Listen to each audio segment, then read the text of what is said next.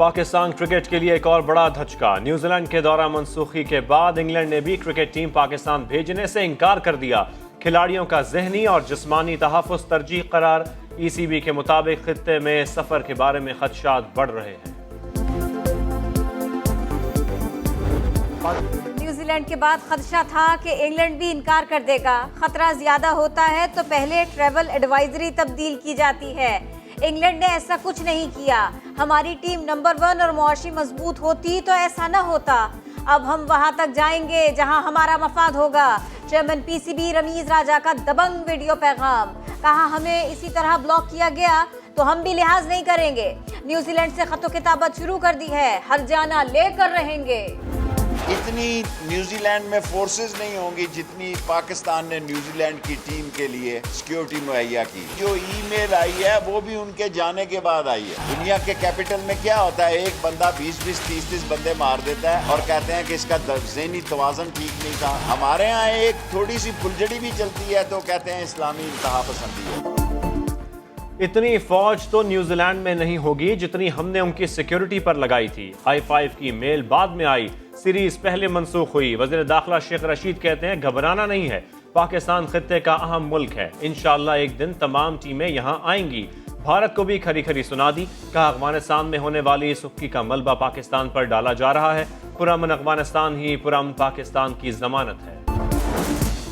New Zealand cricket team के कप्तान Kane Williamson ने दौरा पाकिस्तान मनसूखी को शर्मनाक करार दे दिया। कहा, ज्यादा तफसीलात तो नहीं मालूम, लेकिन ये सब अचानक हुआ। पाकिस्तानियों की मायूसी का अंदाजा है। कीवी बोर्ड ने सीरीज रीशेड्यूल होने का नया दिलासा दे दिया। चीफ एग्जीक्यूटिव डेविड वाइट का कहना है, PCB के साथ अच्छे ताल्लुकात हैं, कोशिश करेंगे करीबी ताल्लुकात बरकरार रखे जाएं। PCB ने दौरे की अचानक मनसूखी पर नुकसान का मामला न्यूजीलैंड बोर्ड के साथ उठा दिया।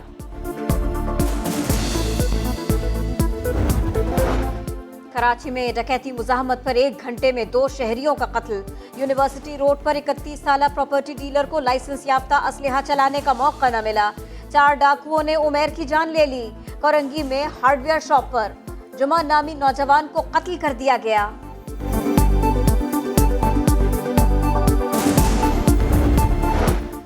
दीर के इलाके बांडागई में जिरगे के दौरान तल कलामी के बाद गोलियां चल गईं। फायरिंग से 9 अफराद जाँ बहक और 8 जख्मी हो गए। जख्मियों और लाशों को मकामी अस्पताल मुंतकिल कर दिया गया। 4 जख्मी तशवीशनाक हालत में पेशावर मुंतकिल। कराची के इलाके गार्डन वेस्ट में खुले मैनहोल मौत के कुएं बन गए। 2.5 साला हमजा गेंद तलाश करता करता मैनहोल में गिरकर जाँ बहक हुआ। हमजा की नानी शिद्दत गम से निढाल, खुले मैनहोल बंद करने की दुहाई। मैं चाहती हूँ कि ये जो गटरें खुली होती हैं उसका सही इंतज़ाम किया जाए ताकि सब महफूज रहें।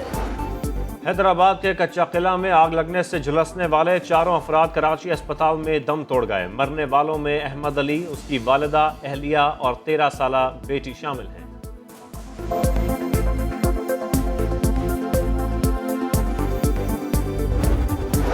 जहानिया में जमींदार के खूंखार कुत्तों ने 3 साला बच्ची को भंबोड़ डाला। बच्ची को अपनी मदद आप के तहत अस्पताल मुंतकिल किया गया, लेकिन वो दौरान इलाज दम तोड़ गई। जहलू में भी आवारा कुत्तों के काटने से 4 बच्चे जख्मी हुए, अस्पताल मुंतकिल कर दिया गया। मेरी एथनिसिटी को टारगेट करना शुरू कर दिया है। एक फेक न्यूज़ छपवाई है कि मेरा कोई डोमिसाइल के इशूज़ हैं या कुछ है। तो अगर उसके इशूज़ हैं तो उसके लिए भी अलग कमेटी बननी चाहिए। सबके डोमिसाइल चेक होने चाहिए, कोई यहाँ पे कैसे काम कर रहा है। कराची के जिना अस्पताल में गैस्ट्रोएंटेरोलॉजी डिपार्टमेंट की हेड डॉक्टर नाजिश भट्ट के साथी डॉक्टर पर हिरासानी और लिसानी इम्तियाज बरतने के इल्जामात।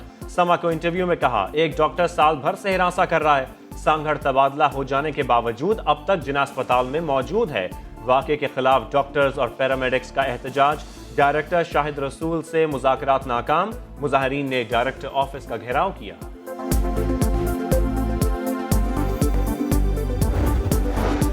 कोरोना की चौथी लहर कमजोर पड़ने लगी तो डेंगू ने सर उठा लिया।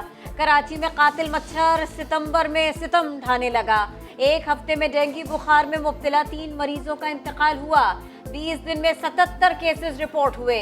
लाहौर में डेंगू से मुतासरा शहरियों की तादाद 500 से बढ़ गई। रावलपिंडी में 17 और पेशावर में 25 केसेस रिपोर्ट हुए।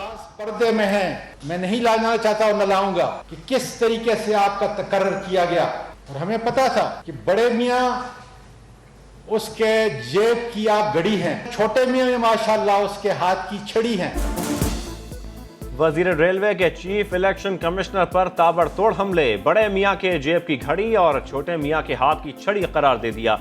कहा राजा साहब की तकर्रुरी कैसे हुई ये राज ही रहने दें। मरियम नवाज ने कितनी बातें की, आपने कितने नोटिस दिए, रोक सको तो रोक लो का नारा भी लगा दिया। कहा कानून साजी होकर रहेगी। मुशीर पार्लिमानी अमूर बाबर अवान का इलेक्ट्रॉनिक वोटिंग मशीन पर पेशरफ्त का दावा। कहा ऑपोजिशन का पार्लिमानी कमेटी बनाने का मुतालबा हुकूमत ने मान लिया है।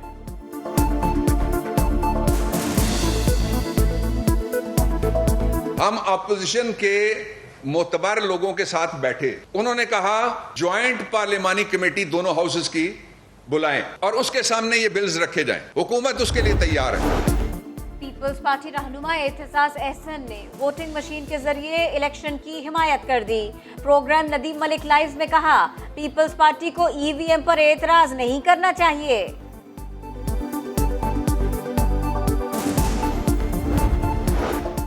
स्टेट बैंक ने शरह सूद 0.25% बढ़ा दी। बैंकों के कर्जे महंगे हो गए, शरह सूद 7 से बढ़ाकर 7.25% कर दी गई। मुस्तकबिल में शरह सूद में मजीद इजाफे का इशारा। स्टेट बैंक के मुताबिक मईशत कोरोना का झटका बर्दाश्त कर गई।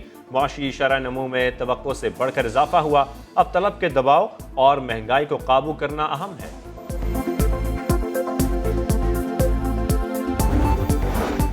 ताज़ा फलों के जूस के साथ ढेरों खुश्क मेवाजात, ड्राई फ्रूट मिला मुनफरिद जूस, रावलपिंडी की सौगात। चॉकलेट और क्रीम का तड़का मजा और भी बढ़ाए, लेकिन 800 से 1000 तक का ग्लास हर कोई ना पी पाए।